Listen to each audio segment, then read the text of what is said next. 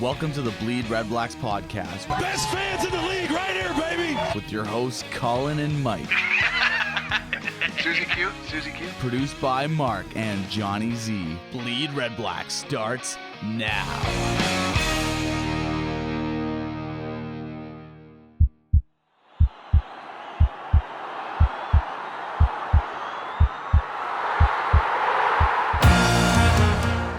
Redblacks. Gabriel is open in the end zone. Touchdown!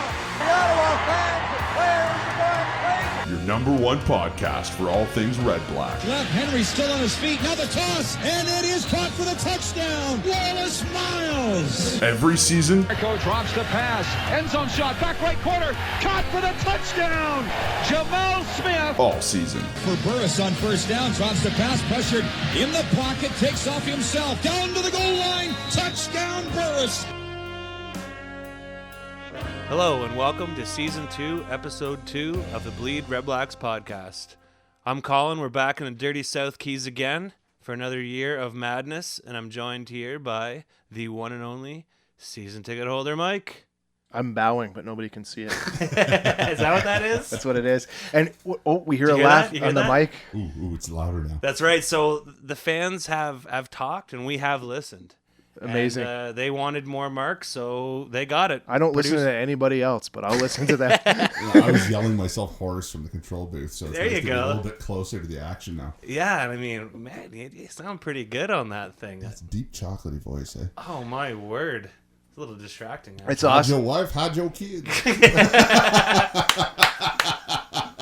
I was going to say dead giveaway. But Oh, anyways. it's good to be back, boys. And what we did was, if we go back almost maybe a month and a half ago, we had gotten all this equipment. We got new headphone jacks. We've got a new microphone.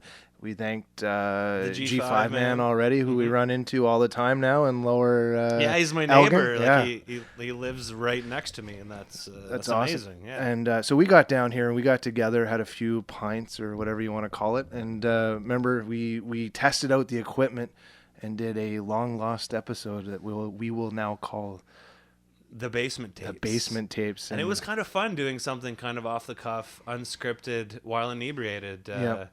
You know, it definitely was not family friendly. I don't know who it would have been friendly. we were just towards. having a conversation about nothing or something. And Well, we ran the gambit. We went everything from Sears catalog to Golden Girls everything in to shawarmas and falafels. Oh, So yeah, I can't Yep. forget that part. good times. Yep. Good times. Never Yeah. to see the light of day. So that I mean, episode we'll never see. It was great because we thought we ran 70 minutes of airtime, and I think it was like 22 minutes or something. it was this hour has 22 minutes. Yeah, so I do promise this will be a Golden Girls free episode. Yeah, so we had- Mark, I'm sorry. We'll talk about Blanche Devereaux and her promiscuous ways another time. Speaking of great TV, man, oh my word! Last night at the NAC, we got to hang out and see Kids in the Hall. I want to thank you so much, Colin, for inviting me to that. Yeah, it was awesome. So Mike was my date. We walked down to Southern Hall and coincidentally had the exact same outfits on. Not planned at all. Not planned, no. But yeah, we looked like quite the couple. It was pretty cute. Anyways, Kids in the Hall were amazing. A huge part of my childhood. Really introduced me to sketch, comedy, and improv. And just what a blast. I laughed to, until I cried at one point. I mean, it was right up there. We saw some of our favorite characters. Didn't see the chicken lady, but that's okay. And everybody else was on point, and what a show. Yeah, it was. I didn't really know how they were going to pull it off, but what a bunch of pros and. Oh, they've been doing it for years, right? Yeah, so it's just great to see those guys. Like they said, we had 5 years on a Canadian television show that had like 0 ratings, and there's just this crazy cult following. Weirdos like Mike and I, who just can't get enough of it, right? Yeah, So yeah. really cool, and had an awesome time, and Yeah, it was awesome. You were a good date, a good cheap date. Yeah, only one Ryan Coke, and Was he respectful at the end of the night? Did he at least lean in for the kiss when he dropped you off at home, or? We went shopping together, actually. Nice. Yes, Lovely. we did. Lovely. Yeah. Flowers and chocolates. No. we just went right to Nordstrom's for purses. That's my thing. Those little, the Euro satchels that you can see now. Oh no, this was full on. It was like $800. It was awesome. Michael Kors. But that was Alexander Wang. Actually, I think my purse fetish is coming out on the air here. I need to shut her down. I gotta start re-recording this now. There you go. So, That's improv though, right there. There's the improv. Yes. Never say no. Kids in Yes. the hall were the kids in the basement. Say yes all Yes. the time. You went to buy a purse. Yes. Yes. Man, I'm good at this improv thing, aren't I? Yes. See? Yes. It's easy. Yes. Yes. Let's start an improv podcast. You guys think that's a good idea? Yes. Oh man, it's So, killer. no, it was a good time. Speaking of good times, we got to bring up the fact that we were also here for an evening of a few drinks and that fight that totally didn't live up to the hype. But we celebrated your 35th birthday the night of Pacquiao versus Mayweather right here. And thanks to Mark for hosting. Thanks for having us over. It meant a lot to me and all my buddies to come down and watch two miniature humans, one who makes misogynistic comments and the other one who has history of abusing his wife, fight each other. So it was kind of a win-win, right? Yeah, you didn't care who lost. Basically, we paid to watch two losers beat each other up. So that's kind of cool. I can't say no to anything that involves box pits, all right? You gotta gamble once in a while. Yeah, so we did get our gamble on. We weren't not too many high rollers, but there was a pile of $5 bills, which is can be fun. And If anybody's been to our listener podcast parties, they know we get the square boxes going and have fun. Large volumes of chicken wings. Yeah. Yep. So thanks for having us over. That was a great time. And even though Mark was actually KO'd before anyone in the fight was, I know that would have been a TKO, right? Hey, because I was in my imagination, the fight was a lot better than it was in yeah, reality. okay, So that's right. The fight of my dreams was the fight of the century. Well, after seeing some of those twitches you did on the couch, I thought you were getting punched in the face.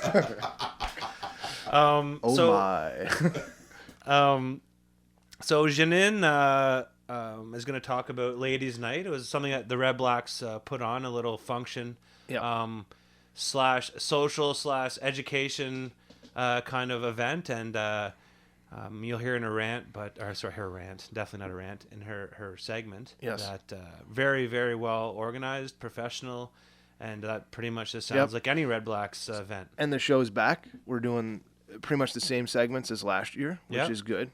Intro, you and I. Yeah. Mark having We got a discussion. Mark though, Yeah, a little bit of, how's she going? Yeah. And then the rest of it as is, like last year. We'll have Jeannine with Around the CFL, keeping us well educated and well oiled on what's going on in the West. Mm-hmm.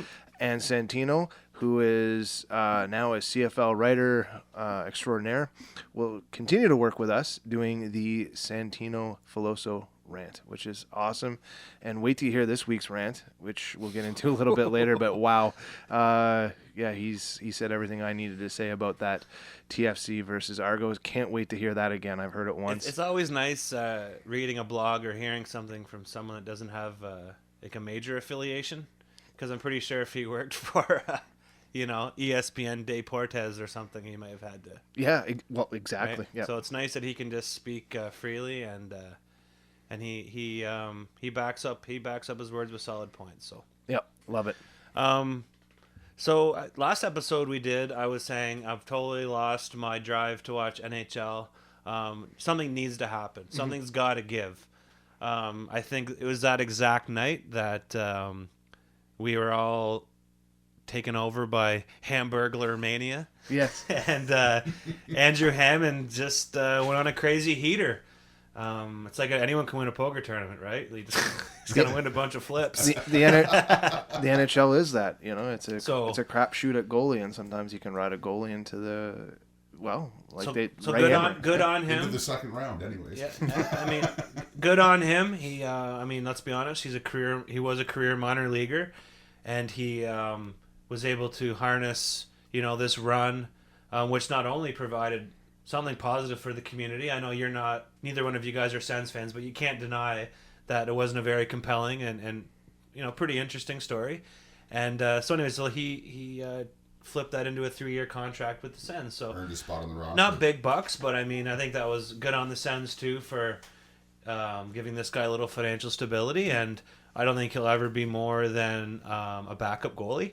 But I mean, Definitely ignited the base this year, which is and good for the team. any chance to revive a pop culture reference like the Hamburglar. Like, are you kidding me? Yep. Like, I love it. Like, I actually understood where that reference came from. Like, I had a problem with McDonald's when I was a kid. I just loved the place. So yeah, it's got a special place in my heart. yeah. So Mike was thinking we'd call Sir Vincent Rogers Grimace. Yeah, that was but great. But he's a big lad. I don't know. We'll have to ask him about that one. Yeah, but then that whole discussion that we had was, I have no idea what Grimace did in that universe of He just didn't of fit clowns, into the story. the universe of clowns and people that steal. Like, it's Wasn't he Mayor McCheese. I thought he was Mayor McCheese's security detail. was he? Well, it wasn't very good No. at preventing the hamburgers from stealing all the burgers. I don't know, man. It's a real Maybe trip, he was though. a guardian to the chicken nuggets. I'm not sure. I mean, I think it'd be smart if Grimace was somehow incorporated into the Redblacks media, because I think half the demographic have a body type similar to Grimace's, right? So let's be honest. Hey now. Speaking for myself here, let's be honest. Yeah. Yeah. I put on my winter weight for sure. Every time I see the pear section in the grocery store, I'm like, damn you. So less than 1 month to Montebello, boys. Oh my word, I So can't we're cruising wait. down. Yeehaw. The old RV will be just ripping into that place. The Montebago, as we like to call it. And I can't wait. And I mean, for those of you who think it's just a straight up metal festival or a straight up punk festival, I mean, you got everything from Slayer to Tenacious D to Snoop Dogg. So I mean, Offspring, can't wait. yeah, you pumped for that? Yeah. Love it, can't wait. And I mean, there's a lot of really interesting, compelling acts for myself. We have to sit down and map out that schedule too as a group. May have happened. Well, Oh, look at okay. Personally, more work for me right off the bat. Oh, Mike's dropping bombs. I dropped an F-bomb, I'm sorry. Where was I on this discussion? Oh, sorry, you weren't included. You must have been on that bus trip to Montreal that you didn't tell me about. Yeah, I didn't. Yeah. Sorry, I went to an Impact game on Saturday night, and yeah. So tell me about that. So you did a little Montreal mission. Both you and I are fans of our Montreal mission. Love so Montreal. Your little soccer trip. got on a Greyhound, $28 return. Tickets included came to about $65. Awesome. Went down there, sat right next to the field, right next to the net, and watched MLS, which I believe is just that soccer up close is so fast and so compelling. I like NASL and Fury. I love it. And seeing it, I just think it's just great soccer. I love soccer now. So I'm a big fan of live soccer. I can't say enough about it. So Cool. Well, judging by the video you put up on Facebook, you're also a fan of flipping the bird at referees. yeah, a true story. What happened was, okay, Yeah, I need to hear the story. no, it was awesome. The foul occurred right in front of us in the box. And the opposing player from whatever team they were playing, I don't remember. Anyways, Still learning the Very soccer fan attentive, thing. apparently. yeah, Phantom, the Phantoms. He would. I could have reached out and touched Is him. that what you call a team you don't know the name? Just Yes. That Phantom team. That Phantom team. Fair enough. I could have reached out and touched him. He was that close because we're standing right there next to the field, and he was just expletives at the opposing player, at the referee. This player was just like dropping F-bombs and words I can never repeat on the air here. And so he was like outraged, and I've never seen. I was like, "Oh my god, this is what they actually say to each other on the field." It was so grotesque. So when they scored, when the Montreal Impact scored on the goal, everybody was giving the finger. So did I. So it was because he was there and he was the most upset. And but yeah, it's just that's an experience. Like I've never seen that happen before. And I think that's one of the first stories ever that referenced Montreal, expletives, and reach out and touch me that didn't happen on St. Catherine Street. So that's pretty amazing. Yes, that's pretty amazing. That's pretty amazing. I'm like, I didn't know that Impact were playing at Super Sex these days. That's pretty cool. No, but I had. You may not believe this, but I had a few beers when I was there, and my belt broke on the way out of the stadium. And that's why I always keep extra Baylor twine in your back pocket. Everyone knows that. That's It's why just you a wear Dundas sweatpants, County buddy. I special. could barely keep my pants up. I fell asleep on the bus about an hour later. And you woke up and your pants were gone? I woke up and my pants had slipped a little bit because Who were you sitting next to? nobody. Whoa. But I was so like, you're just disgusted. You're touching a Greyhound bus seat with your possible bare bottoms sticking out. But I passed out I slumped over in the chair basically, on the ride home. Perfect. I think a lot of people will be doing some of that slumping over possibly this season with the Booster Club. Right? Yeah, that's going to be amazing. Those little bus trips those guys got going on. It's going to be a lot of fun for sure. I had a Montreal mission as well. Yes. Little different from yours. I took the Via down with a good buddy of mine, and Via. yeah, I took the Via down. Yeah, so exclusive. Excuse me. I drank Heineken on the way. Garcon, señor, por favor. 2 more Heinies, Garkin. So we went down. I checked. That's classic. Check out this Scandinavian band At the Gates and a local East Coast kind of hardcore band, Converge. And my friend and I just had an amazing time. You know me with music, like nothing makes me feel that way. And to share that moment with a buddy of mine, it really meant a lot to me. And yeah, I mean, I just, me, I love my metal, so. Yeah. And Montreal. Well, that show was supposed to be at our favorite venue, Metropolis, but they moved the show. It was. They moved the show to the Corona Theater, and smaller venue, a little earlier start, but which meant an earlier end of the night, which meant I didn't wind up naked in the bathtub eating McDonald's. Just referencing what happened last time Mark and I went to McDonald's, and just let me say, the door was closed and Mark wasn't in the bathroom at that point. Jesus. Trust me, Mark and I are definitely not both fitting in a tub at the same time. It's called displacement. It's displacement. And you and I have been to Montreal together, but we brought the ladies. So for the record, right here, right now, you and I cannot go to Montreal together without our significant others, because it sounds like it's a train wreck. Speak for yourself, bro. And if the three of us go, the world ends. So 3 of us are going to Montebello, so yeah. And I hate to break it to you, but the other 2 dudes who are joining us, like, they're going to be looking at us for support, okay? Like, we are the crutches in the deli painting, and that's just the way it's going to be, okay? So don't, you guys might want to bring some extra water, and yeah, make sure you're on your best behavior. Make sure my belt works. You blew a belt, what? I just ate and drank too much, I guess. I don't know. Was there a yoga class on the lawn before the game started or something? No idea. Just so anyway, so speaking of bus trips. Yep. So Lordell, superfan Lordell, a few months back created a booster club, which is essentially an organization to help fans go to away games. So it's pretty awesome that he put that together and got a lot of interest right away. And there was so much interest that the Redblacks are also offering a similar service now. So that's great that Lordell and the team are both offering these options for fans to go to away games. And, good on Lordell to take the initiative to do that. It takes a lot of work to put that together. And I think it's awesome. So whether you're going to a visiting game with the Booster Club or whether you're going with the Redblacks, either way, you're guaranteed to have an awesome time. And it's amazing that you're going to get to support our boys on the road. I wish I could go, but unfortunately, I'm not able to make it. Yeah, I can't make it either. Yeah, neither can I. Yeah, so the Redblacks' first exhibition game is just around the corner. Monday, June 8th, 7:30 in the Hammer. And I feel like we might actually be recording another podcast before that, right? Yeah, we will. Mm-hmm. I don't have a calendar in front of me.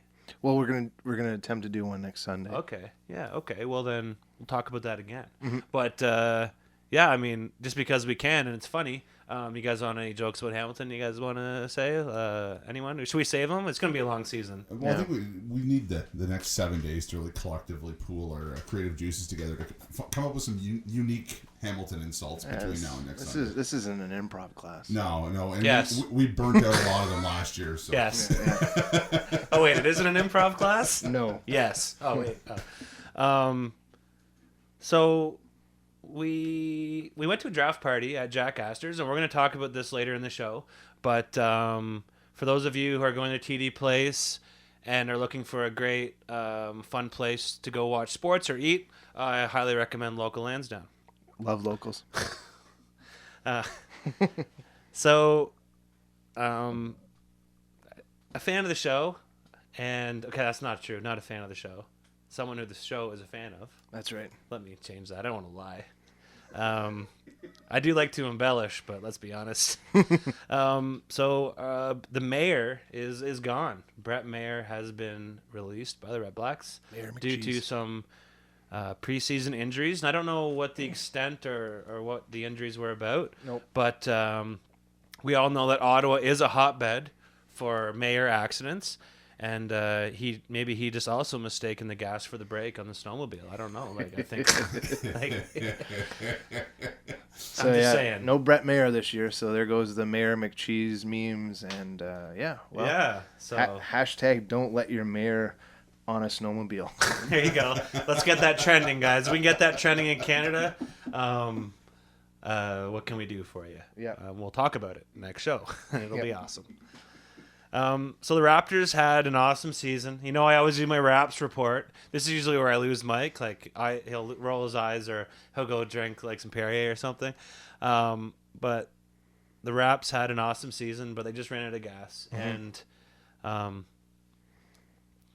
I mean, I'm a big basketball guy. You guys know that. I'm a big Raptors guy too. But I just found that I don't know. I think I just kind of lost it mentally near the end of the year, and they limped into the playoffs and kind of got pumped first round. But they got a quick exit. Once again, Messiah Jerry proves that he has a fun side when he steps in front of the mic. It was no F Brooklyn, but he decided to. He spoke against Paul Pierce. He spoke negatively against Paul Pierce, and I mean, he kind of ate crow. So Paul Pierce is a stud. Yeah, and even at his age, I mean, he can bank him in with the best of them. Yep. Anyways, let's hope that this young team continues to grow, and I wish them all success moving forward. Yeah, so now what? Talk about the new segments we got coming up this year. Yeah.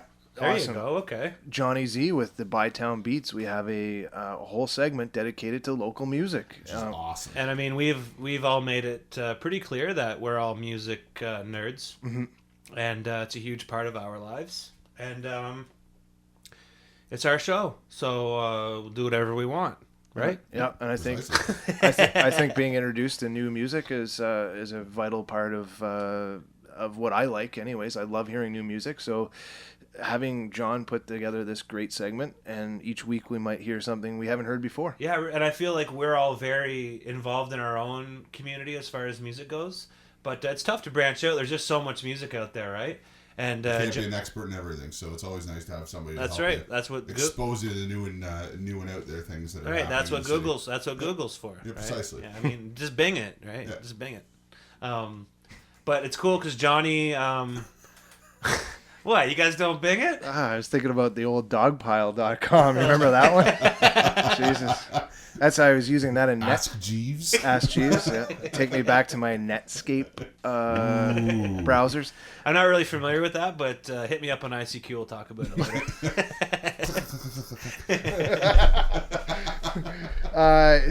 But the show is gonna. I mentioned it earlier, but the show is gonna maintain somewhat the same flow. You and I might have a little bit more intro this year. It was kind of asked for, but Santino's back. He's going to talk about TFC Argos, which is awesome. Jeannine will be talking about Ladies' Night tonight. The team is back. Mark's in the studio with us now with a microphone. This season's going to be amazing. Hashtag BleedRedblacks. I love it. Yeah, I can't wait. And I mean, I didn't bring any pickled products into the office today, but I can't promise that won't happen. Well, maybe we'll make that a segment for season 3. What can you pickle? All right. Not including Mark's liver. Yes, before we get into another... All right, we're going to cut it off here before we get into another improv section here. Yes. Let's get into the Jeannine. Is that next? Sorry, I'm... right off the rails here. Right off the rails. No, we're going to roll it into Santino's raging rant talking about the TFC and Toronto Argonauts relationship. Sounds good. It's like I haven't done this 28 times before. There you go. All right. Thanks, guys. Right on. Hey, guys. Thanks for listening to the BleedRedblacks podcast. Check us out on Twitter at BleedRedblacks and on Facebook at facebook.com/BleedRedblacks podcast. Live from Brazil, here's the Redblack Renegade rant with Santino Filoso. Are you ready? Do you really mean to tell me that a 5'0" wide receiver is worth $40,000 more than Chad Owens? We'll do it live! If the helmets weren't ready this week, they should have pushed their introduction back. It has begun.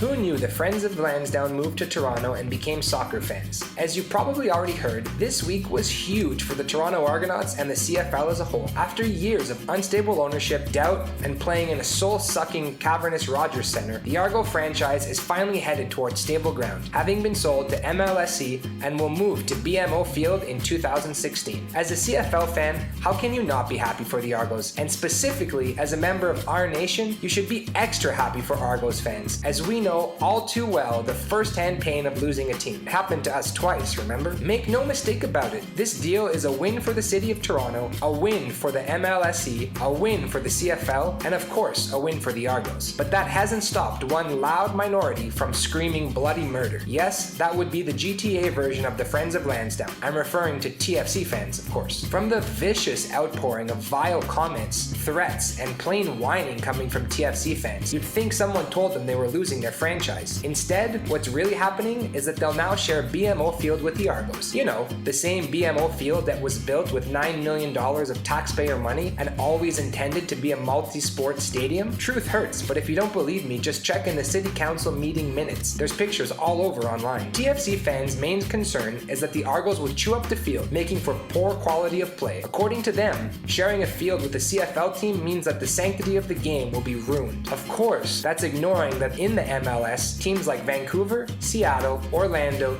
New England, New York City, and San Jose all share fields with CFL or NFL teams. But I don't see those fan bases screaming bloody murder and threatening to boycott games. Furthermore, in the English Premier League, QPR, Wigan, and Bolton share field with rugby teams, which chew up a hell of a lot more field than a CFL or NFL team does. Not to mention, Wembley Stadium is used by the English national team and hosts annual NFL games in London, 3 per year, and is also used by the rugby union. Throughout all of Europe, in fact, top teams use and share hybrid fields. But if you listen to TFC fans, you might get the impression they were the very first team in sports history forced to share a stadium. Hell, even here in Ottawa, the Fury share TD Place with the Redblacks, and I don't see Fury supporters complaining. The level of hatred and anger spewed by TFC fans is over the top. Here's a small sampling of some of the kinds of things they've been posting online, and I didn't even have to dig for these comments, as all were posted on TSN or Sportsnet articles on Facebook, which means that if I wanted, I could have given you the full names of the people saying and posting these things. Quote, the CFL is a dying bush league with 6 teams and a fan base that is largely white and over 50. Quote, the CFL is a useless fucking league that is on the verge of folding. Quote, most of the people who like the Argos are old, and that's a good thing. They will be dead sooner, and then the entire CFL can die without its elderly fan base. Quote,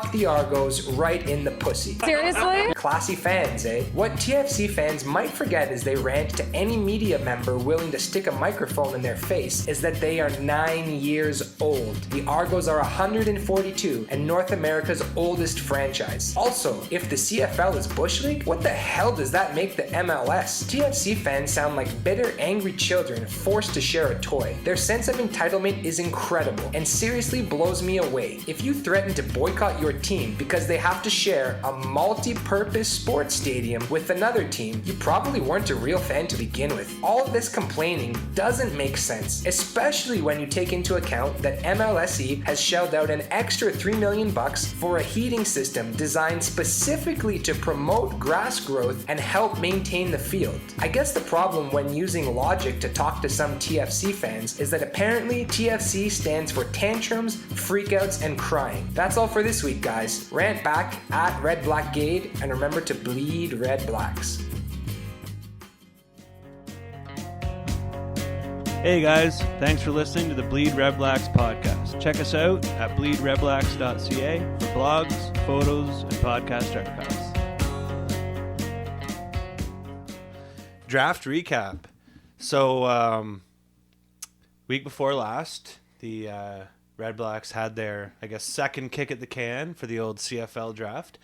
So Lordell and I think majority Southsiders, right? I'd say the Southsiders crew and most of their boys. I believe so. Yeah, it looked like that. Yeah, so we joined them down at Jack Astor's for a little draft party. Lansdowne Jack Astor's. Yeah, and is there another Jack Astor's? I've never been to Jack Astor's until. I had no idea. I grew up with one in London, Ontario. But okay, well that would have been a trek for the draft, but I mean, I'll taking one for the team. You know, it's funny you say London. Brown paper on the tables, or you could color on it with crayons. No, that's Montana's. Well, that was a highlight for me when I was a kid. Oh, okay. Well, it looks like they've gotten more disappointing since when I was a kid. Oh, for sure. Obviously. So it was okay. Great company. I'll say that right away. Yeah. All the dudes that we met there, a few of them I had met before. Yeah, great. A lot of familiar faces. You know, Richie and Clint and Lordell and his wife and a lot of other people I recognized. Mulder was there, but just really good to see a good crowd of people out to see the draft. Mm-hmm. Now, prior to the draft starting, we had a little issue. I mean, we made a simple request to put the sound on, right? Let's hear what's going on the TV. This is important to us. We're drafting first overall, and the server said, "I'm sorry, people are watching the hockey game. We don't want to upset anybody." There's 56 screens, by the way, at Jack Astor's. 56 screens. A majority of the screens were displaying the draft for a reason, because we were there, and it's at Lansdowne, and that was our point. Well, it's funny you say it so matter of factly, yet that didn't register with them, and we had to bring it up to them, and we said, "I got rude. You realize you are only here because of that barn adjacent to this building, right? Like that's why we're here. That's why this restaurant exists." You're talking about the horticulture building? Obviously. Oh, they put the culture in Jack Astor's. That's for sure. Anyways, it was just kind of disappointing. You'd think that their management team would kind of be aware of, you get more beads with honey or whatever you want to say. You get more dirty football fans with audio, whatever. Yeah. But it was just kind of disappointing, and it kind of, I don't know, it changed the vibe of the night a little bit. It was kind of disappointing, to be honest. Yeah.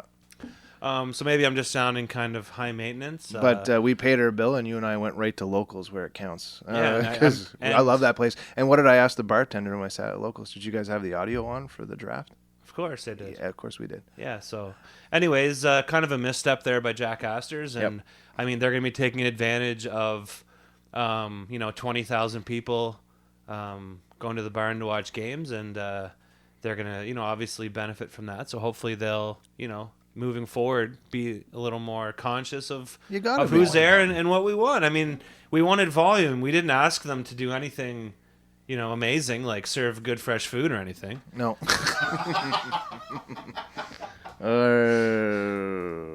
All right, so round one. Oh, and by the way, no offense to Jack Astor's. Whoever, is that like a dude? Like Mr. Astor? Like, if you're listening, I'm sorry. I don't know. Food in, food out. So, yeah. All right, draft recap. So, we had the first pick overall for the second year in a row. Last year, we did the old swapperoonie for Mr. Dangerbeard, which was an awesome decision, I think, at the time. And we all agreed on that last year. And so what do? We go get a local boy who's going to be one of Dangerbeard's neighbors on the field. So we grabbed Alex Mateus, 6'4", 310, local boy, offensive lineman from Connecticut. He's a homegrown talent. Played all his minor ball in the Capital Region. Big Sooners guy. They were really pumped when he got drafted, and it was cool. He was actually announced his own name, right? Yeah, he was in town, and we found out today that he had negotiated his contract pre-draft, so he was ready to go and basically put his signature on the contract. Yeah, good on him. And I mean, I think he was on like the morning show the next day or something. Yeah, so he was obviously ready and prepared. And I think that if you know who you're going to take, it's obviously a good respectful decision to let him know too. So he knows where he's going to be hanging his hat, and so mom and dad know to his room in the basement, time to clean her out, because the big man's coming home. yeah. It's with money this time. Great quote from Matthias, if you don't mind. Quote, "This draft was packed with offensive linemen and good offensive linemen, so it could have gone either way. It's a great honor to be number one and to be drafted by my home city. You couldn't ask for anything better," he said. Quote, "Canada developed some great football players and offensive linemen at that. To be labeled a Canadian offensive lineman is awesome." End quote. There's a guy, right? We know right off the bat he's going to be a kid that we're going to see at QB clubs probably, and we're going to see him out in the community here representing the Redblacks. You can't ask for anything better than that. He already sounds like he's a well-oiled PR machine. So absolutely. And I'm sure he'll be rolling with the big boys into Whole Foods in no time. Yeah. So I just really like that, drafting a local kid, and I think it goes a long way. And we're also looking for as many community leaders as possible. Mm-hmm. And we'll talk about this a little later, but I do feel like this league is a little different and a little special, and I think if you're able to add that element where you can be a positive influence in your community, that can go a long way to not only lengthening your career in the league, but also solidifying your position in the dressing room and the community, for that matter. Yep. Okay, so in the second round, there's a bit of a surprise, but still kind of an interesting pick. Shocked the table, for sure. Yeah, so this round 2, 10th pick overall, we took Jake Hardy, 6'2", 210, Canadian wide receiver out of Calgary. Mm-hmm. And kind of a surprise pick. There was still a lot of talent on the board, and especially considering the recent additions to the Redblacks wide receivers. And we've talked about this a bunch over the last few days, is depth. Yep. Depth is key, and depth killed us last year. And you made a really great reference on the way here about depth, and I agree with you. We lost Justin Phillips early on last year, and we felt it on the defensive side of the ball and special teams for sure. And the last episode, I joked about my computer breaking when I scrolled down the wide receiver spreadsheet that I have at home, and now like I need a new IBM computer just to manage the stats of wide receivers. There is so many wide receivers now vying for a position that it's what we need. We need that depth. The practice roster was expanded by the CFL under the CFLPA for a reason. Yeah. Because this is an injury-plagued league at times, and the quality of football needs to be there when second and third tier guys start hitting the field. And that's my take, and we're going to talk a little bit more about that in a few minutes. But yeah. So to me, this really solidifies the competition for the national spot at wide receiver. Mm-hmm. So yeah, like I said, he was a U of Calgary Dino. And his bio reads he hopes to work in the gas and oil business one day. So obviously this dude's not afraid to get dirty, and I like that. I mean, that says a lot about him and his work, his work ethic, Couldn't ask. By the time he gets out of the CFL, the cycle will be back. Calgary will be booming again. So good for him. I just saw you. Yeah, 50 catches for 711 yards and 3 TDs. As a dino, so I mean, I have no issues with competition. I think that's awesome. I think internal competition is what drives people. So, it is great. And the GM Desjardins quote that gives us more flexibility if we do want to start 2 Canadian receivers, and that makes it an easier process for us. So and you take a look at those 3 three national receivers. Pardon me. You look at already we got Brad Sinopoli. Okay, that kid's what a baller that guy is, Absolutely. right? And he will make the squad this year, and he's going to be making plays. And I was joking. I think that we're going to see some trick plays come out of him, and I used the Statue of Liberty techno ball move, the 60-yard pass reverse or something. He's gonna, because he has an arm. We know that. So Brad Sinopoli is going to be competitive in that national spot. Scotty McNadell, 13th overall pick last year. Yep. And we're wondering, are the Redblacks going to allow him to grow this year? Let that rookie get a little bit more playing time. He did get some room on special teams last year. I don't know how many games he actually started because we go back to those CFL stats. I have no idea unless I pull every single PDF out and count how many times he started. I don't know. But, a guy like Scotty McNadell, 13 catches and a TD last year. I ran into his father at the mini camp, and he had a lot of great things to say and a good chat with him. I can see where he gets his size from. His dad's like 6'4" or something like that, big lad. And then the other, to wrap up that wide receiver at the national position, don't forget we got Matt Carter, who had his most productive year last year in the CFL, and he got some special teams play. So there's three guys that are going to be competing for that national spot. And I'm going to bring something up. You and I have been talking a little bit about this off the air. I have a theory about that new rule theory. We're talking about... Sorry, don't mind me. My computer's just dying here. If you hear any crashing and banging... yeah, he's... This is the first episode of the year, right? And yeah. I thought this was like solar powered, no? No. Well, I haven't put That's why we're recording in the backyard. So back to that new rule theory. I engaged some players over social media talking about a particular favorite player of mine, which is Jamal Smith. I made no bones about. I liked the fact that he was a small player last year. He was an underdog. I'm going to say it right here in this room now, even though I said it on social media a few times, is there's a guy that's going to be on the practice squad minimum. That's my call. I think he's the type of player that worked really hard. He looked good in minicamp. And with this new rule that we talk about, this inability for defensive backs to impede wide receivers at that 5-yard past the line of scrimmage and as well on special teams will change the game and open it up. But I'm saying that because I believe that big physical receivers benefited from this just as much as DBs. This was a game, the CFL was a game where a lot of hand action was happening, a lot of push off. Mm-hmm. Bigger, slower players were able to push off and gain space in the CFL. I think now with that zero contact, DBs in this league have to turn up their play. They got to pivot and actually influence which way a receiver is going to actually run their route.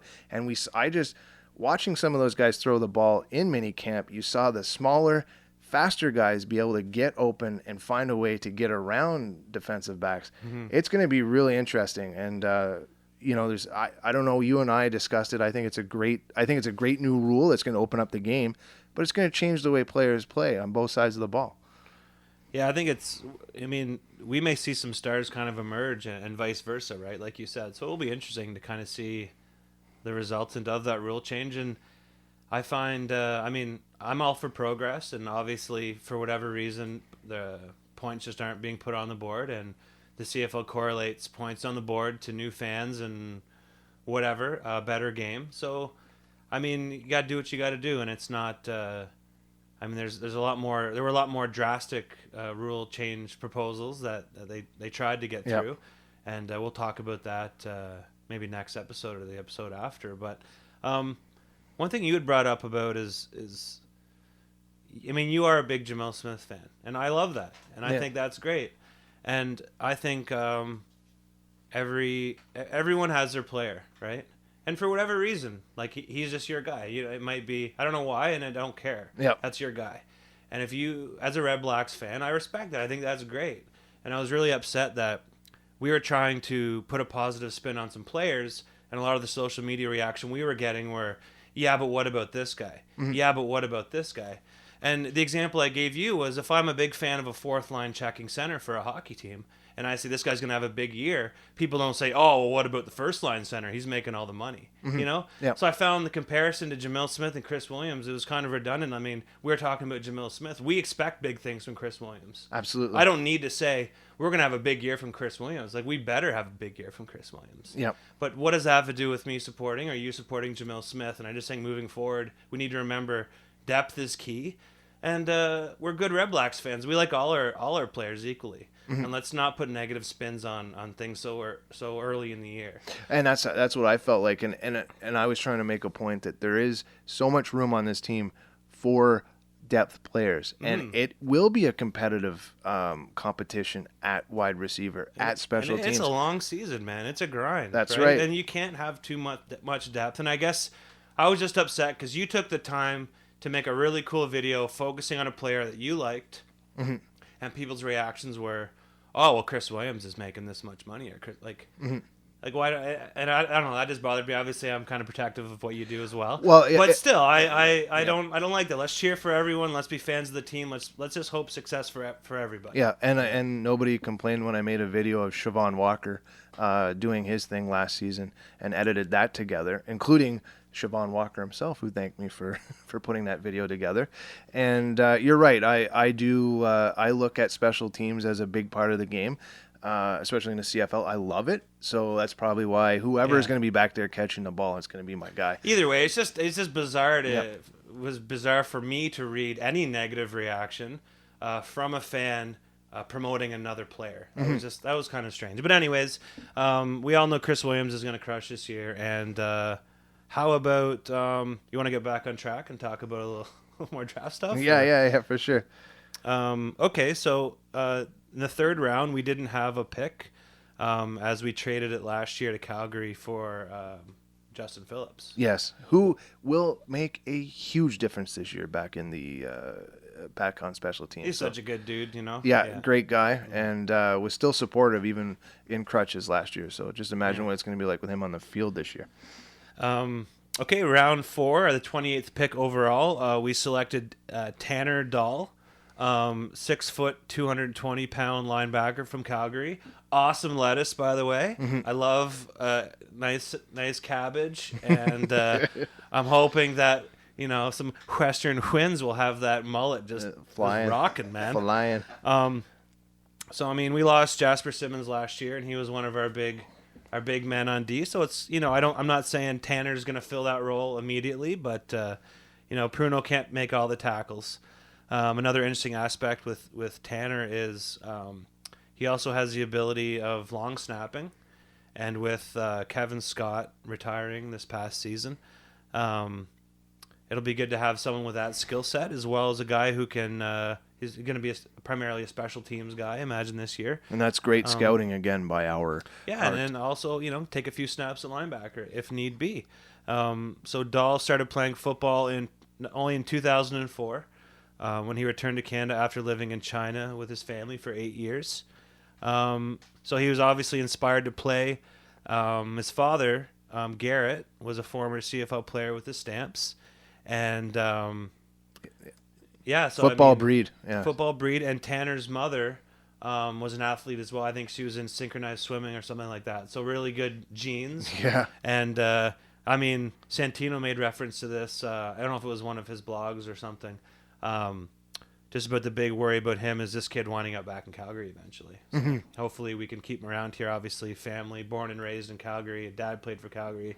Yeah. Right. So hopefully we can get him to stick around a little more. The 5th round, 37th overall, we drafted Jefferson Court, 6'3", 240 fullback from Utah State. So this replaces the recently retired and BleedRedblacks favorite. Sorry, I wrote a note in there. I said, can I say I have a favorite player without Twitter jumping down my throat? But yeah, so he's replacing John Delahunt. Yeah, and we liked him last year. He was a fun player to watch. Once we kept saying more passes. Remember, Gibby, can you throw it to the Delahunt and let him tank it down the field? So like Tanner, I imagine Jefferson Court will spend the majority of the season on the special teams unit. But big body, and you can't have too many fullbacks, right? Yeah. So round 6th, 45th pick overall. Redblacks selected Keenan LaFrance, 5'10", 205 running back out of Manitoba. So that's amazing. The Redblacks now have a national at running back. And also, once again, adds much needed depth to the special teams unit. So Keenan averaged almost 100 games a year last year with Manitoba. And 100 yards? 100 yards a game, yep. Averaged 100 yards. Yep. 100 games would be a little bit extreme. Didn't I say he averaged 100 yards? No, you said he averaged 100 games last year. Sorry, I didn't mean to correct. He actually... No, actually, he played for every single team in the CIS. Yeah, that's what happened. So, yeah. Anyways, it's improv. Just say yes. Just say yes. Thank you. Don't shut down my skit. I'm sorry, I did. You want to try this over again? Want to start again? Sorry. Yeah, like anytime we try to incorporate like Kids in the Hall style sketch comedy with CFL draft coverage, like pretty easy to go off the rails, let's be honest, right? Just give me a martini and I'll cross my legs and we'll get this conversation going. That's silly.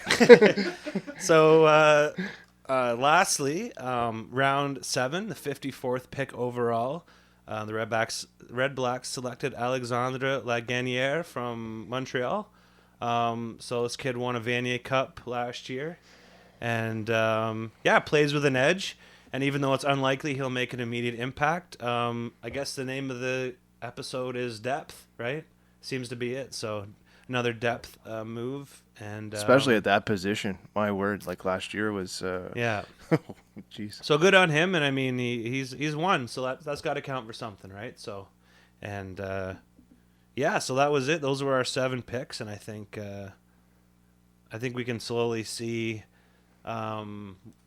offense, right? It's kind of Desjardins kind of made it quite clear that if we're going to lose games this year, it's not going to be because we don't get lots of points. Yeah, it was a year ago that they started piecing this team together with the expansion draft. So now we're looking at a completely different draft system for them. And when you start, I just think about that process last year, how much they had to go through as an expansion draft with just the amount of notes and scouting reports and whiteboards they probably had in that office, just filled with names, trying to piece together a team from scratch. This year they have a starting platform for a team and went out, and I thought the wide receiver pick was a surprise at number 2 slot, but and although we didn't hear the CFL coverage of what they thought of that on at Jack Astor's, but I thought after reading more about it, you see that depth at wide receiver is needed, especially at the national spot. So good for them. This is from expansion to sophomore season. This is a team with 2 wins in the bank last year. So, what's that sophomore season going to be like for us? It has to be better than 2. We're not going backwards here. And with that in mind, I think, just the amount of effort that's going to come from that offensive line with John Gott probably sliding over, and Matthias probably taking the snaps. It's just going to allow Henry Burris a lot more time to make plays, and good on this team for making the effort to put an offensive line on the field. And I think we need everyone to keep taking a step forward this year. Like anyone that we got anything out of last year, like it's really important that they keep going in the same direction. And if any of those guys have a step back, whether it be physical problem or just a lack of fundamentals or whatever, I think we're really going to get burned. So, the sophomore season, right?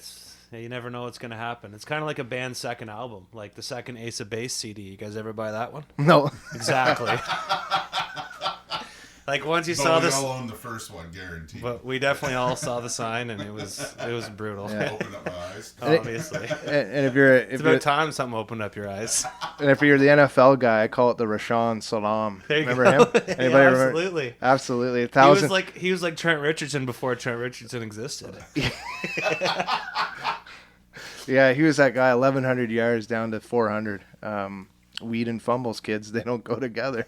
Apparently. So actually, that relationship seems to go correlate. Weed yeah, and fumbles. Yeah. You can direct linear correlation. Let's be honest here. Let's graph this out. So that's probably leads the NFL in the top sophomore slumps for sure. So yeah, we're not gonna. We're not gonna be that team this year. I've said it in a lot of conversations with other fans that I know of, just that the fact that we had 2 wins was actually something that was pretty good for the fan base, because now our expectations are they're 2 wins, and we can only go up from there, and just the amount of money that this team has spent in free agency and the competitive attitude they have with filling the spots that are needed. Offensive line, Sir Vincent Rogers now, Mateus and John Gott. This all adds up to a team that knows that what they need to fix. And I still feel that all they're doing right now is just trying to develop that template for that solid club before they start really fine tuning. Mm-hmm. And I feel like let's not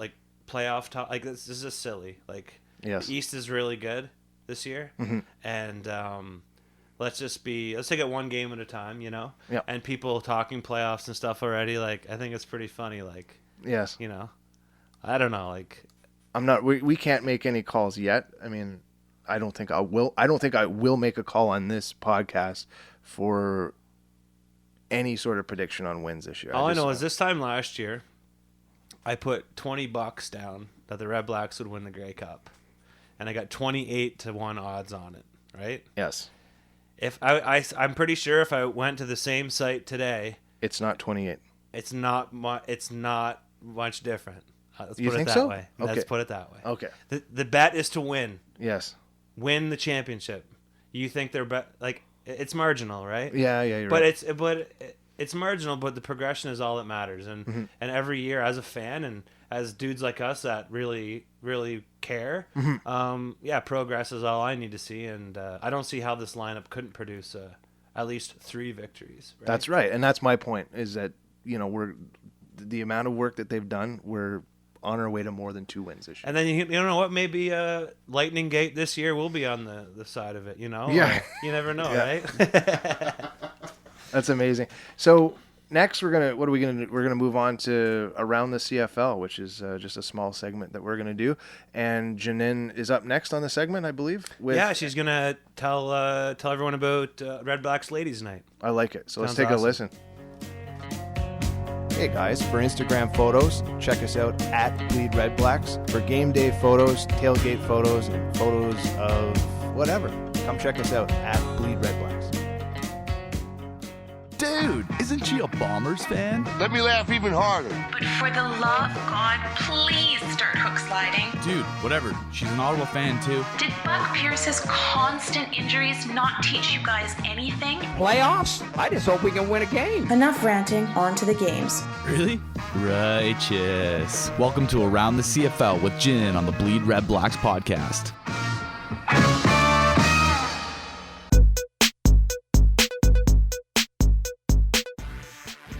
To go or not to go? That is the question that I asked myself when the Redblacks announced that they would hold a women's night last month. The event took place at TD Place on April 16th and was billed as an opportunity for women to learn more about football. Now, I openly admit that I was worried for a couple of reasons. 1, it might just be a little too football 101 for me. And 2, why the assumption that only women need to learn more about football? I know plenty of guys who don't know all that much about the game, and I haven't seen a men's night advertised. Was this going to feel more like an event to teach women about football just so that they could hang out with their husbands and boyfriends, rather than because they might actually want to know about the game? So yeah, I was a little bit skeptical. But then, co-host Colin's lovely wife asked me to be her date, and a couple of other fans of the podcast signed up. And at the end of the day, it was a chance to hang out with players and coaches and spend the night talking about football. So why the hell not? Those of us who arrived early enough were treated to wine and appetizers with the players and coaches. At first, in this room full of 100 or so women and just a few players, it felt kind of awkward to approach one of them. Would they think I was hitting on them? Would they think that I knew nothing about football? How would I start off the conversation in such a way as to show off my football knowledge? And then I realized, Jay, you are really overthinking this whole women's night thing. There were all kinds of women in the room, from those who didn't know what the white lines on the field meant, to those like me who know enough to write an Around the League segment for a CFL podcast. And that ultimately, it really didn't matter why any of us were there. I should just loosen up, have some fun, and probably even learn something. So I marched right up to Brad Sinopoli and introduced myself. Believe me when I say that there is no one in Ottawa more thrilled to have him on his team than I. As a proud alumnus of the University of Ottawa, I watched him from the stands when he led the GGs to the playoffs in 2009 and 2010. I told him how great it was to have him back in Ottawa, and that I was looking forward to wearing number 88 on my back this season. We snapped a couple of pictures and chatted for a few more minutes, and then all of us were herded into the locker room to start the learning portion of the evening. We were split into 3 groups and rotated through 3 45-minute sessions, one with the offensive coaches, one with the defensive coaches, and one out on the field with the players. The coaching staff gave us a glimpse into their playbooks, breaking down plays and showing us tapes of good and bad execution. Even for someone like me who already knows a lot about football, there was definitely a lot of new strategy to take in. Plus, it was a lot of fun for me to watch those around me who might not have known too much before they came start to gain a deeper understanding and ultimately appreciation. I'm sure that everybody's favorite part of the night was being out on the field with the players. We went through 4 different drills: passing, running, kicking and receiving, and snapping. Surprisingly, I excelled at kicking. Not surprisingly, I can barely throw a football, for which I blame my disproportionately small hands. Either way, it was pretty awesome to be running around on our football field. The players were easygoing, encouraging, and fun, and most importantly, they genuinely seemed to enjoy teaching their fans about the game. When we had been put through all of our paces, they invited us back up to the club seats for more wine and food, and we got to hang out for a little while longer. Everyone, from the players to the coaching staff to Jerry Campbell, Coach Campbell's wife, was super generous with their time. Ike Charlton, the defensive backs coach, and I chatted for about 10 minutes about his time in Winnipeg and his heartbreaking 2007 Grey Cup loss to my arch rivals, the Saskatchewan Roughriders. Co-host Mike's favorite, Jamil Smith, talked to us about his young son for many minutes. And fan favorite Siobhan Walker assured me that his arm is healing up nicely, so have no fear, Redblacks fans. And so this skeptic has turned into a believer. With plans to make this an annual event, you can be sure that I will go again. And not just because it's fun to have a glass of wine and practice snap techniques with John Gott, but because this is yet another great example of how the Ottawa Redblacks care about this city. An event like this is all about reaching out into the community to strengthen the bonds that you already have with the diehards like me. But even more importantly, it's about reaching into that community to create new bonds with people who are eager to learn more about the sport and about the team. Ultimately, it makes our nation stronger, and it makes our city stronger too. So thank you, Redblacks, and don't worry, I'm gonna work on my throwing technique for next year. So remember to tweet us back with your thoughts about your league at BleedRedblacks and at Ottawa J. Hey everybody, thanks for listening to the Bleed Red Blacks podcast. Don't be afraid to check us out on Twitter at BleedRedblacks, and jump over to Facebook, give us a comment, facebook.com/BleedRedblacks podcast. So normally Jeannine does our little Around the CFL segment, but this week Mike and I decided to take a stab at it, and as she was busy talking about her awesome ladies' night at Redblacks, which we all just heard, and that's pretty awesome. Sounds like an awesome time. Okay, so let's get ripping. Camp life, man. It's back. Oh, We're man. back. Hashtag camp life. I love it. I gotta tell you, I was so jealous when you guys were cruising down to those mini camps. And the only thing that kept me going was knowing that they were going to have some weekend action for the full camp. Yes. So that's pretty awesome. This weekend, right?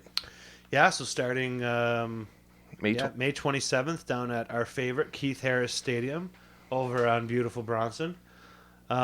Yeah, Carlton, so it's free. It's free. Parking's free. Parking's free. Camp attendance is free. Hot dogs are free. No, I just made that one up. Yeah. So. As an alumnus, that's the only thing that's free on campus. Yeah, so camp opens on a Wednesday, actually, with rookies reporting. And, yeah, first practice is at 3:30.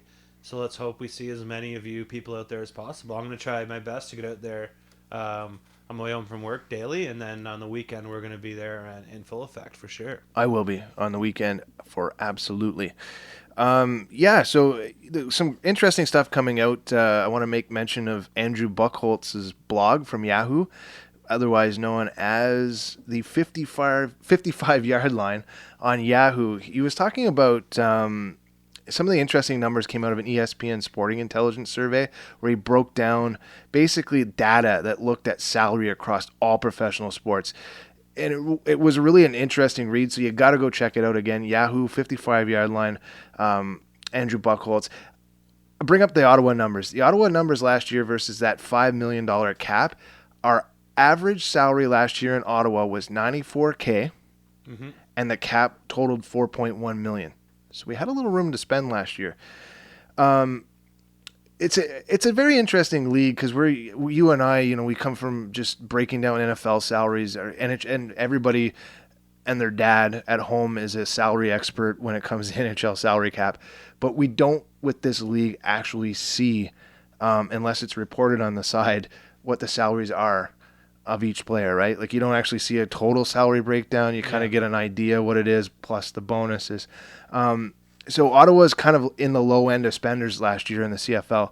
And we're going to see they had more room this year with the way they've weighted a few of those contracts. Apparently, again, we don't know for sure, but just good to see that, with 4.1 million out of the 5 spent, we'll see a little bit more spent this year and help us get into that competitive level. I can see us being pretty close to that number this year, I think, we might be really tight to the line. Again, we won't know until somebody else reports it later on. So I just hope there's enough money left over to fill up the koi pond on the south side.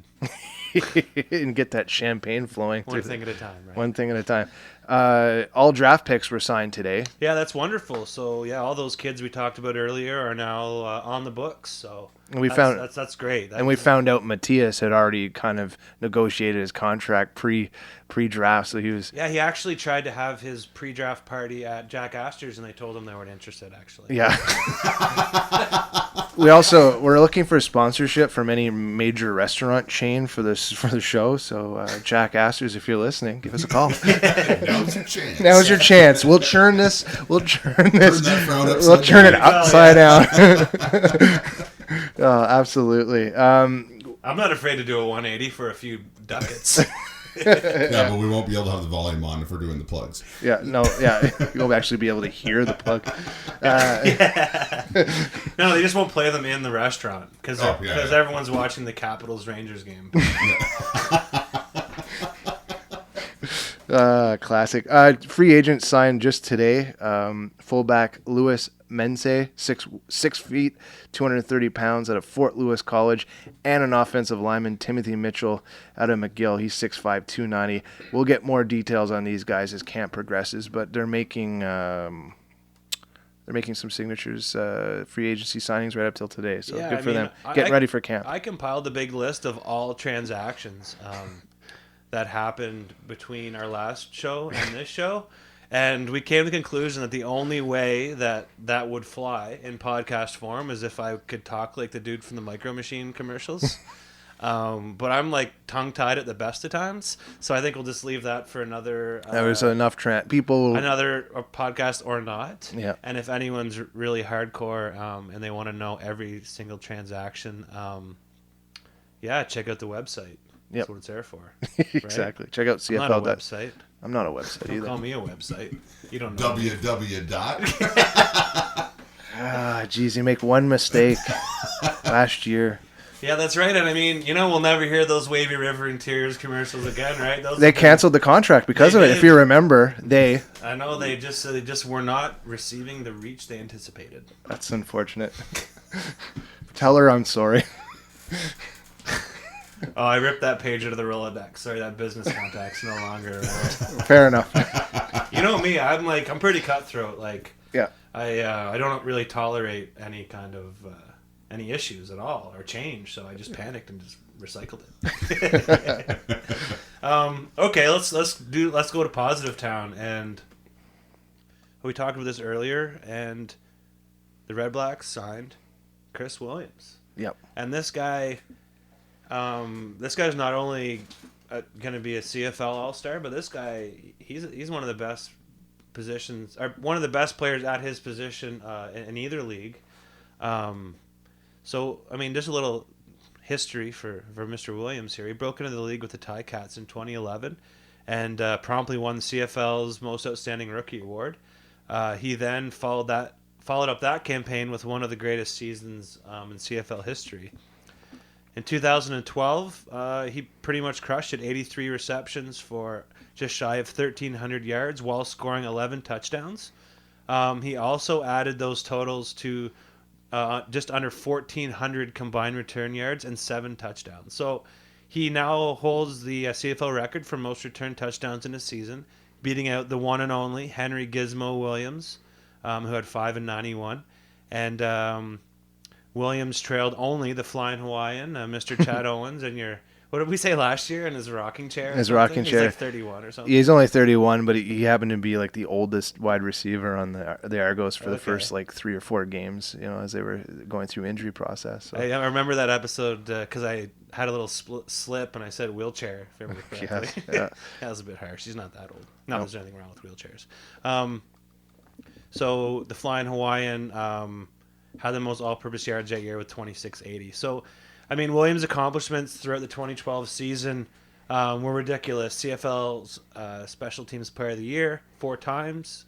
Weekly award 4 times. He didn't win the award 4 times in one season. Now that's sick. Yeah, that'd be amazing. I mean, Tanner playing 100 games is amazing. Anyways, so his season, he was rewarded with some gigs down south, and he did quite well. He bounced around a bit, but then he landed a good spot on the Bears roster, and he actually had 2 good. Yeah, I know. Division rivals. The cheesehead here, Yeah. But he actually, and in a limited role, he actually did bust a pretty crazy return for the Bears too. So he still got it. One thing that I think is awesome is, who was a quarterback in 2012 in Hamilton? Who was a running back in 2012 in Hamilton? We got Mr. Burris and the Chev. Yep. So, that's just. I'm really excited to see what he's going to do, and the bar has been raised pretty high. I don't know if we can expect him to, pretty much crush souls nonstop, but I think he's going to do his best to try. I want to make a point. We talk about community building. We talk about this team being positive front office, and we're going to talk about a negative player here in a few minutes. But the fact that Williams decided to come here says a lot about this organization. And for him to make that commitment and come here and play, again, you bring up Burris and Chev Walker. The phone was picked up that somewhere along the line and said, you know what, this is a very professional organization on its way for some growth, some winning, some building a brand new team, basically. And he made that decision to come here. That says wonders about not only the front office here, but a guy like Williams. It also says a lot about the people who you talk to here, right? Mm-hmm. If Chev's saying this is the place to come, and it's amazing. And Burris, I'm sure the same. So, yep. The guys who are here are happy as well. Yep. So the negative. God, this is newspaper. Yeah, this is kind of weird, eh? Jonathan Williams, 26. He was signed last year in mid-September, and this is JW, the running back, not to be confused with Jonathan 4 sacks defensive lineman Williams. But Jonathan Williams, he was signed last year when Chev got injured. He broke his arm. He came in. And why are we talking about this guy? Well, his tweet to the Redblacks that called the GM Mr. Marcel Desjardins by a derogatory name just I think it was late last night or early this morning. Yeah. Here's a kid who's 26 years old, and in this sporting business, you don't need to start burning bridges. You got to keep them intact. And he wasn't probably happy with not being invited to camp. I really don't know what the details were. He had an injury at one point. You're forgetting the funniest part of this story, though, was when he apparently didn't know that he wasn't a member of the team anymore. That's right. And his reasoning was he doesn't get a newspaper. That's right. From Ottawa, so he wasn't able to follow the Ottawa sports. That's right. And I don't know, I thought that was so funny. So, but it seems like he's riddled with issue, though, right? Like, he came out of NCAA. He missed the Liberty Bowl when he was with East Carolina against Arkansas.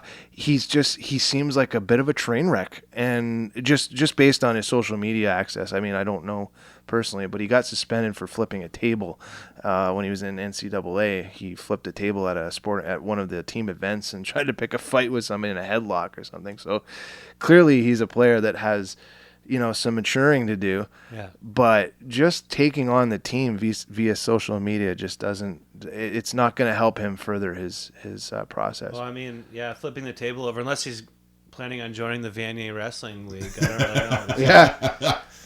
But it says a lot about this team. If you're going to come to Ottawa, bring your A game and bring your Sunday church attitude. And you can tell that, because for me, when we sat here a year ago and we talked about Henry Burris, I said there's class act that starts at the top and class act all the way down to the guy that's, handing out popcorn. I think that's very important with this organization. And guys like Jonathan Williams and his 300 yards on 51 carries can go somewhere else. See ya.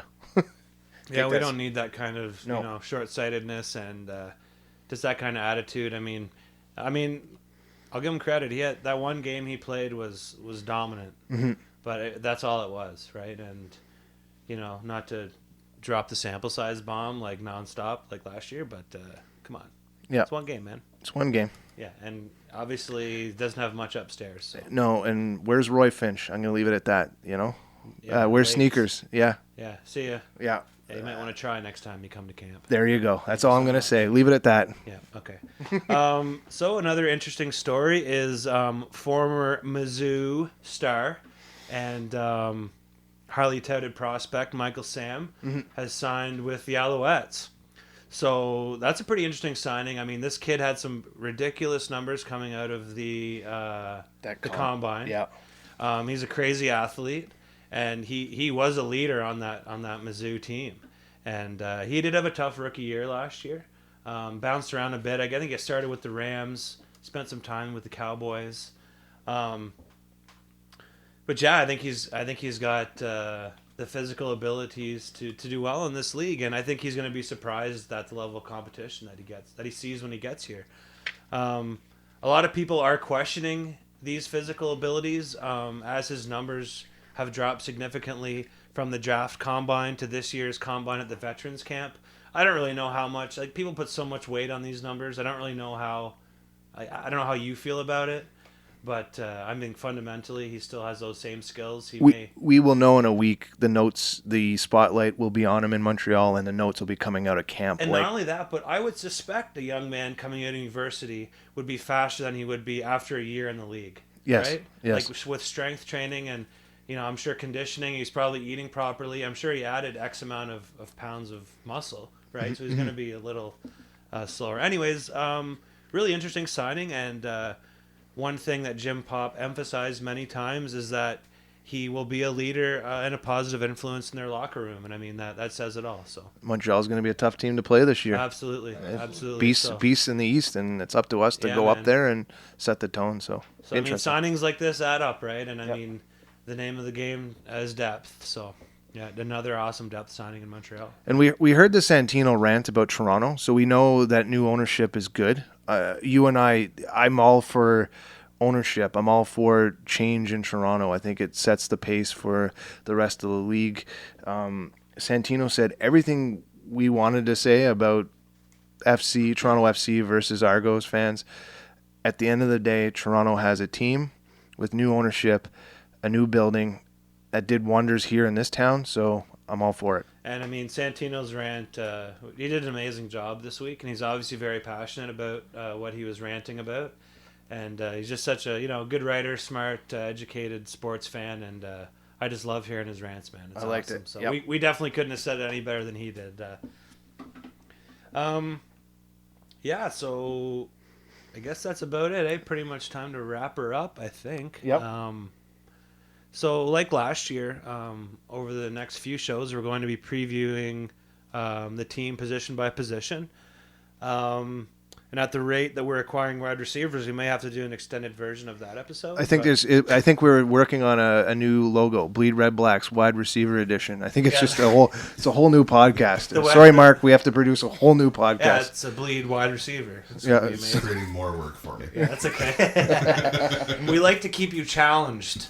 We don't want to see any plateau. Okay, don't be afraid. Like that precipice, you just go for it. Yeah. Call the void, buddy. Call the void.